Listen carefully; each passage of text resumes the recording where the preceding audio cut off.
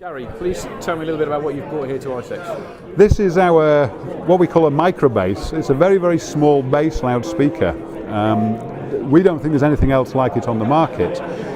It's tiny because it's made out of very, very high-tech materials. And what we're doing is we're using carbon fibre as pistons to move air a very long way. So that's replacing what we would normally see a paper or card type material? Yeah, carbon fibre cones have been around for a while, but all that people have done is tended to make or copy a paper cone speaker and make a carbon version of it. What we've done is completely redesign this into a carbon fibre piston, which moves a very, very long way. It's got a very long excursion motor in it. It's air suspended and it's chassis-less, so it doesn't weigh anything either. And because it's a dipole, horizontally opposed, it doesn't vibrate. So the case itself has no vibration when it's running.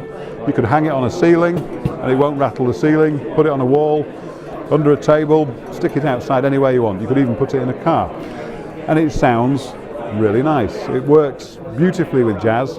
You stick it in a restaurant and all of a sudden your music system sounds absolutely wonderful. So what kind of applications, you mentioned restaurants, where else do you think you could see this being used?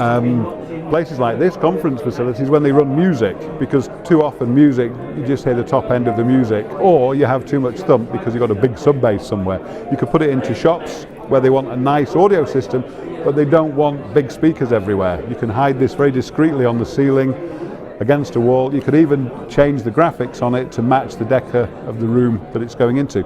And you could put it into a domestic environment, home hi-fi. We haven't looked at the domestic market yet. We're going for the commercial market first to get the product credibility, but it will work very nicely on a 5.1 type system. Just swap out your big sub box and put one of these on it. You also mentioned you can use it outside. Is it IP rated? Yeah, it's IP65 as it stands.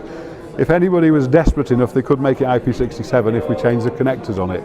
But then I'm not sure they want bass for fish and underneath a pond. But yeah, you can spray it with water, it won't come to any harm. And you've also got an amplifier to go with that, is that right? We do. We have, this is it's a mixer crossover amplifier.